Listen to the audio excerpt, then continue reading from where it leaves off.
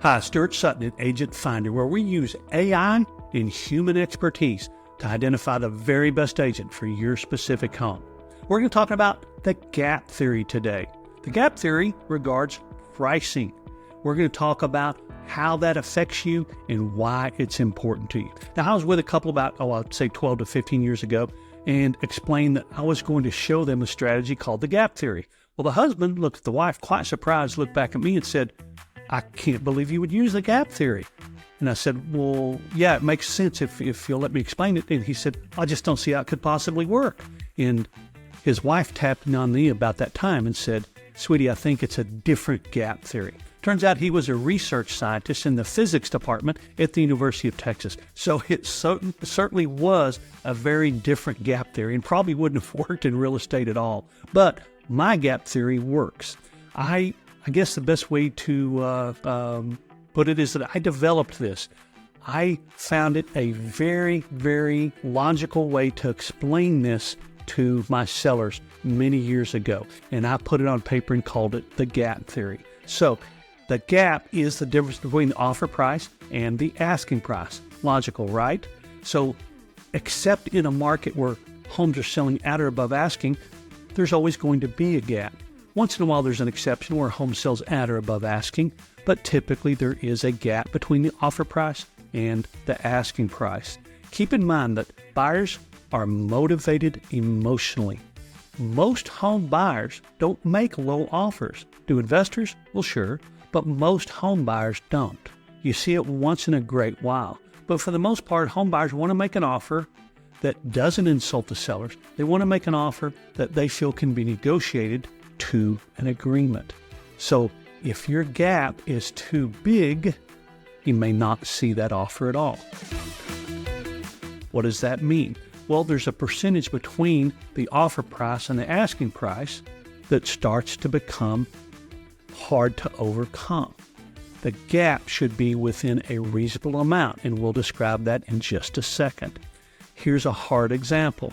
Had a family that had a lovely home. They probably had overbuilt it just a little bit. The asking price, in my opinion, should have been around $420,000. I felt like they would sell between $390,000 and $410,000. They wanted $450,000, and I didn't begrudge that. They had improved it beautifully.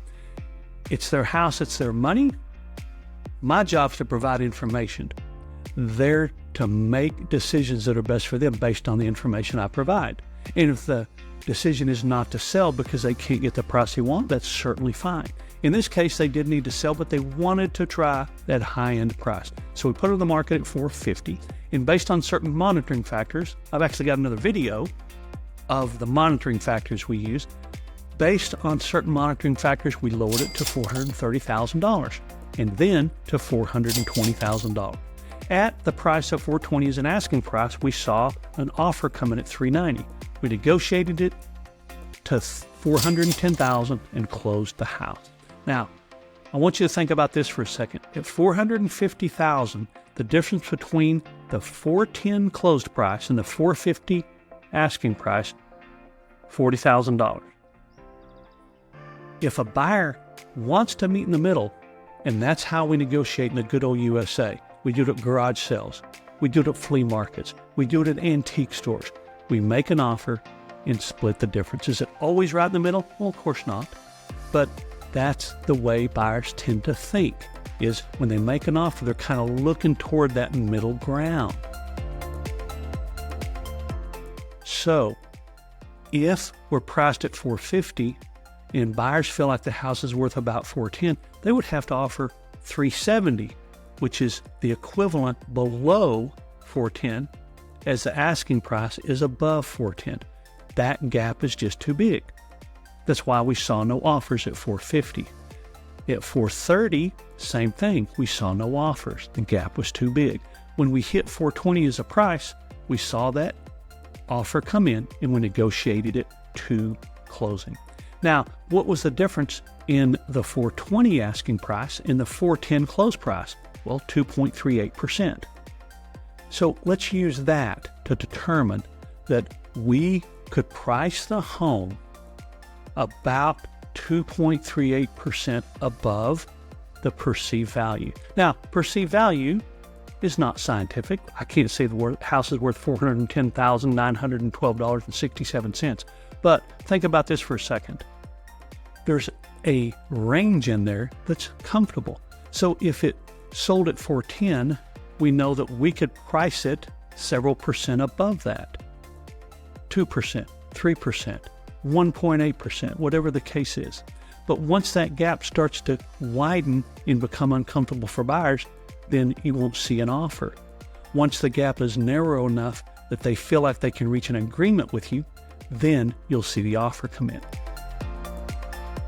So in a normal market, homes tend to sell at about 3% below asking price. So where could you price it? If you think it will sell around $410,000, you could price it 3% above. So can you be that exact? Well, actually, you can be quite exact if you want to be.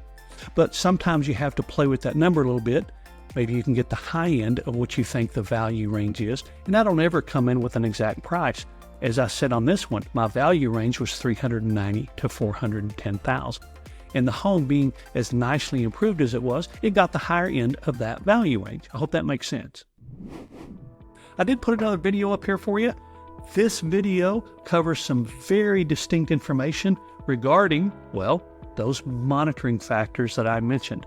Hope you found this video enjoyable and helpful. If you like what you're seeing, subscribe, and I hope to see you on the next video.